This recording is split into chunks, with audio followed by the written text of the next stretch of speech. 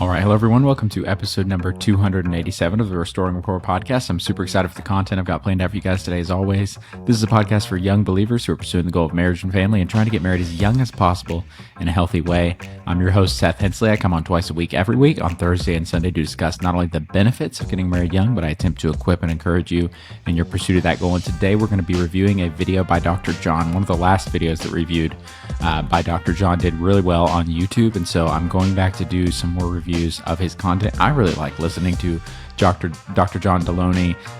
He talks to people about really real issues that they're having a hard time with and gives them what I think usually is really great advice.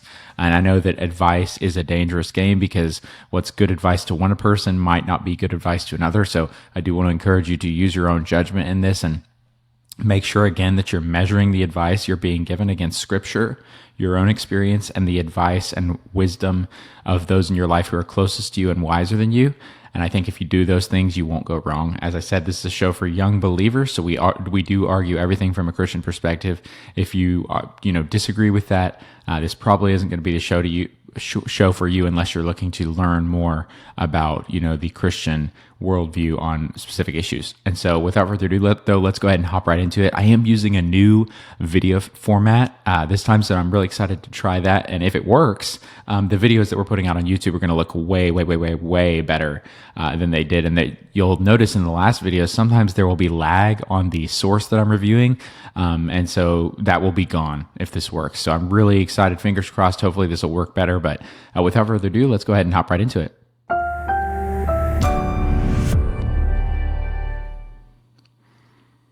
What's up, Isaac? Hey, John. Thanks for taking my call. You got it, Appreciate brother. How can I help, man?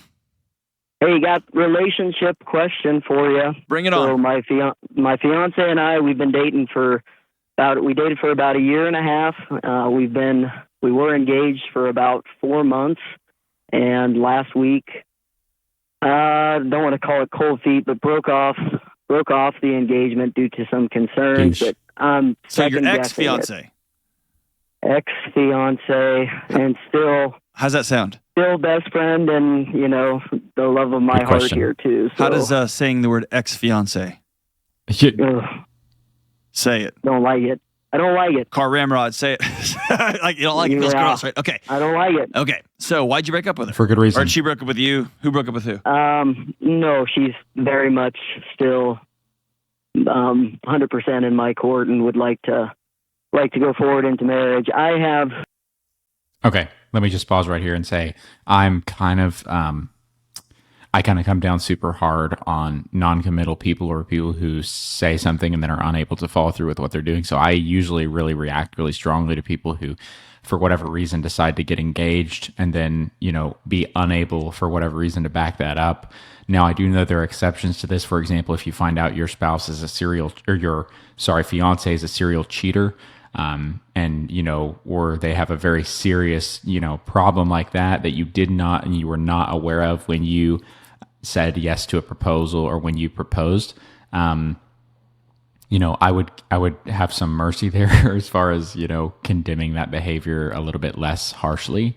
But the reason that I just react so strongly to canceled or, failed engagements is because I don't think once you've actually asked this person to spend the rest of his or her life with you, I don't think you should do that until you actually know if you can follow through with that promise or not. And so I just don't understand failed engagements. I really don't, on like 99% of the time. Because it's like, okay, you asked this woman to marry you, or she said yes to marrying you. Neither one of those things should have happened if you weren't willing to follow through. And so I think you need to know everything that you need to know before marriage, before you, propose or before you say yes to a proposal. If you're still wondering, or if you want to spend the rest of your life with this person, or if there are still things that you need to know before, marrying this person, then you need to know those before you say yes to an engagement or before you propose to a woman, I think. Now, let's see the reason that this guy gives. Maybe he's one of the exceptions. I had some concerns with twofold. One would be some kids/household responsibilities. We both have kids from previous marriage, and I think we can work through that. Finances have brought in some red flags, and we're different in there, and I'm struggling with that. Okay, stop. He says basically what I've heard him say so far is he broke off his engagement due to finances. That's not something that you learned about this woman, after you became engaged to her. You knew what her financial plan was. You knew what money she made. You knew kind of where you were going in the direction you were going, your trajectory as a couple before you proposed. So I'm kind of missing why you ended this if you had all of this information prior to proposing. Like, why did you just not propose? What, in other words, why give your word? Why communicate your intention to marry someone if you can't actually follow through with that? I have a very low respect for people who do this kind of thing. And maybe again, he will hash out this further and, explain a reason to me that I can get behind better for canceling this engagement. Basically saying, I'm going to marry you, and then saying, oops, changed my mind. I mean, that's a pretty serious thing though, guys. I mean, because once you've said you're getting married to a partner, which he said she's still invested in this relationship, she still wants to be with him, and he's canceled this engagement. And once she heard him say yes, like once she heard him propose, that she was all in at that point.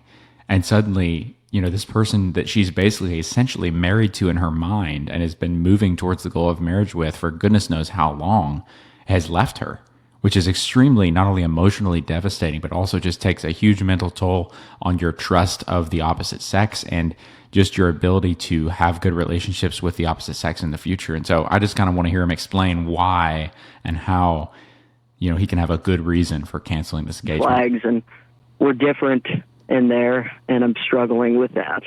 Okay, so y'all both have kids from previous relationships? Correct. And y'all are blending the family?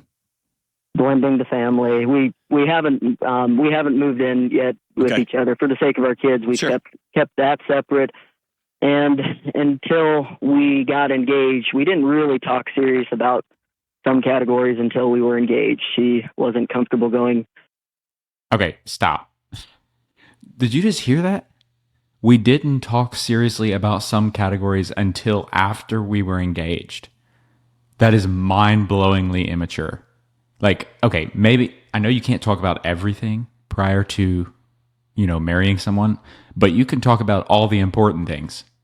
You can know everything you need to know about somebody in order to make your decision to marry them prior to asking them to marry you. It's not like something you just discover about them. You don't just begin learning how your spouse is after, an engagement or after you cross the line into marriage. That is not how relationships work. You can learn all the important things about somebody that are required and essential prerequisite knowledge before getting married, really early in the relationship. It's not something that takes a long time. I knew everything I needed to know about my wife in a month and to make me comfortable to marry her.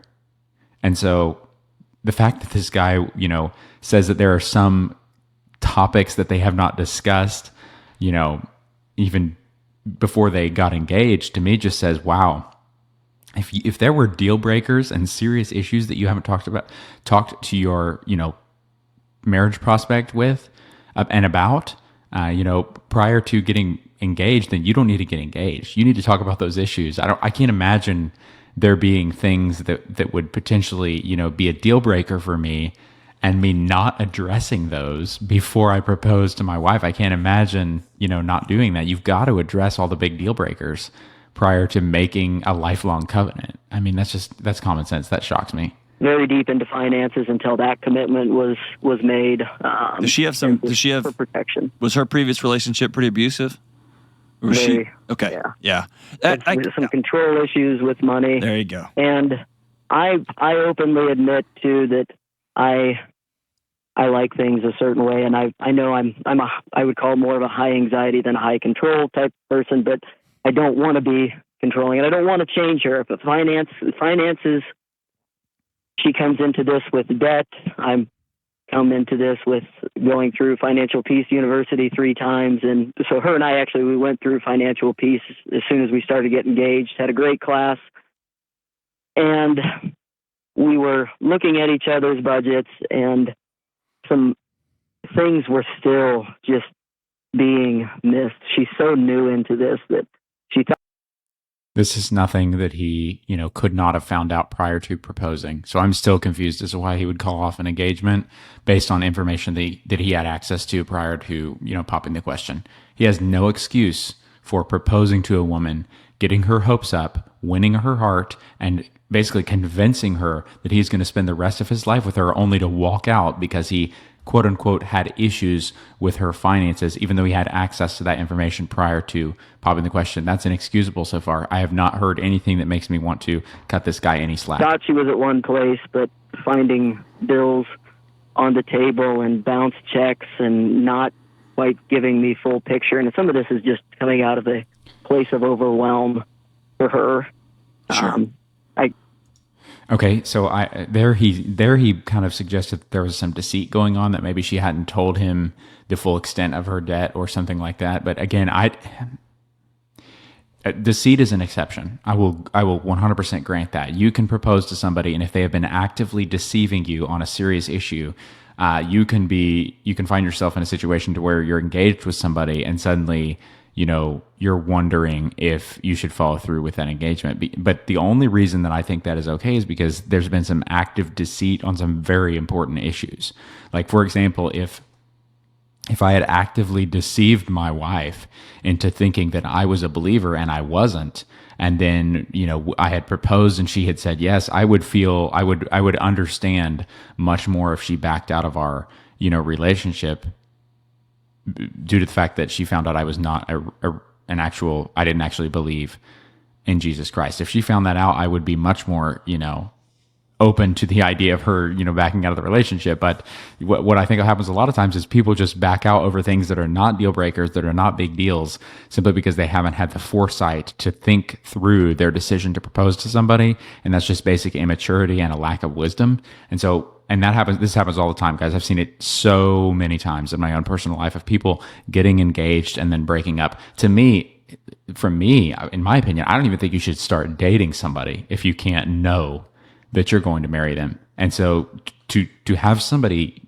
literally propose and put a ring on a woman's finger and then back out of it, to me is just an unbelievable, display of a terrible lack of foresight. I mean, I just don't understand that. Let's see kind of further reasons he gives, though. So far, he said debt, and he said some financial issues, and he said she was in an abusive relationship, etc. I come from a different financial perspective. I would follow almost, I'm pretty close to the Dave Ramsey plan as far as how I do it. I've moved away from cash envelopes since, but follow that principles in full pretty well. All right, so here's I'm struggling with this because I still love her, and I think we can make it work, but she's so far behind. She doesn't have the same intensity about. Yeah, here's the thing. Hold on. You think you're better than her, Isaac.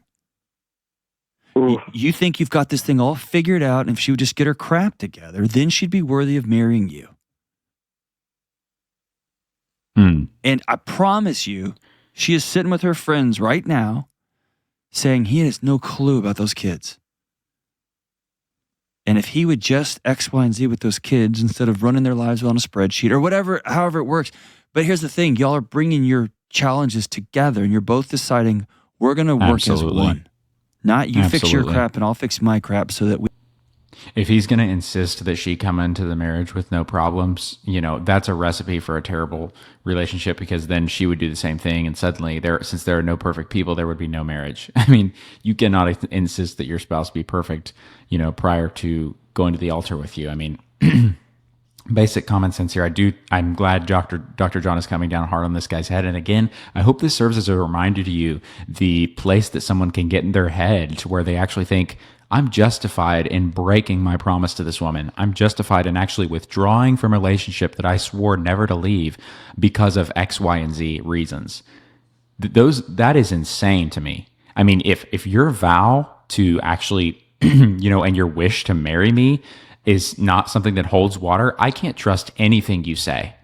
I can literally trust nothing you say, because something that's supposed to be sacred and that's a super big deal is something that you've made it clear that you're okay backing out on if you find out some, thing about me that you don't like, which means that basically marriage and engagement, it basically means that there's no sort of permanent relationship, and then there is no relationship that can last forever with somebody who's like that. Because if there are things that you can discover about somebody that will, allow you to justify your withdrawal from a relationship, you're never going to have anything that lasts, because those things are going to come up, guys. You're going to discover things about your partner that you don't like. And if you are going to allow your brain to justify your withdrawal from that marriage or that relationship or that engagement just because those things came up, I mean, friend, you're in for a series of trial and breakup, trial and breakup, trial and breakup, trial and breakup, and just saying, I can't find somebody who's perfect. I can't find somebody who's exactly right. I can't find somebody who I don't know everything about the second I see them.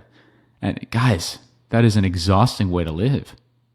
And you'll never have anything lasting, because there's always going to be something that you're learning about, your significant other that you don't like.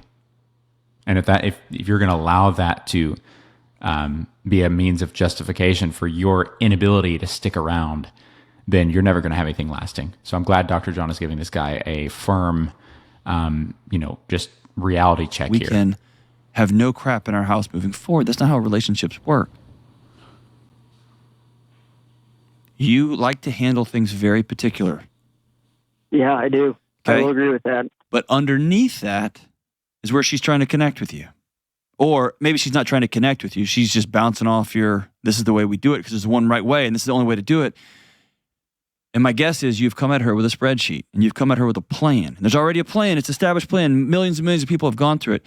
And for somebody who has been in a controlling, abusive relationship before, every red flag she has, every alarm she has, is ringing off in her body. And so she probably says things like, I'll never share an account with anybody. I'll never be unsafe again. That was the conversation about a week and a half ago. And your response to that was, but just follow the plan. The plan will make you safe. And well, yeah, it will. But here's I hear what you're saying. But here's what's underneath. But I also hear the side of, hey, the number one reason relationships fall apart, according to Dave, or the divorce, is financial problems. Well, I don't ever want to walk through that again. I don't. He can cite whatever stat he wants there about the number one reason for divorces being financial, disagreements or disharmony. I don't think that's the case. I think that number one reason for divorces is a lack of connection, and people allowed their, connection to their desire for connection with their spouse and their, determination to keep that a priority. I think that when that goes away, that's when people get divorced. Because if you have the goal of connection and you're not going to allow any problem to, become supersedent and a bigger priority than the goal of connection, you're not going to get divorced. And anything that gets in the way of your connection, you will throw away with a passionate intensity, because you know that if you allow connection to become less of a priority than it should be, your marriage has failed from the start. That's what good couples know. Good couples know that I am not going to allow anything to come in between us, to come in between what God has joined together, right? I'm not going to allow anything that would seek to disrupt what God has joined together to get a foothold. And anything that tries to get a foothold, I will immediately squash.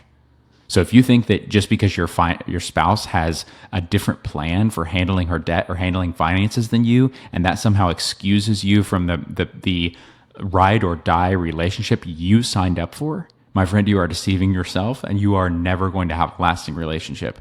Because if you allow yourself doors out of a relationship, if you leave yourself doors out of a relationship because of X, Y, and Z, then you are, in my opinion, you are separating what God has joined together.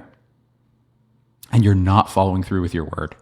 If you have doubts, if you have concerns about the woman or man that you're interested in, don't ask them to marry you, and don't say yes until there are no doubts and you are totally 100% able to say, I'm not going to allow anything to come in between us.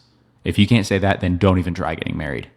Or put her or I through that either. So think of financial. Dave also says finances is just a reflection of what's going on in your home and in your heart and in your actions.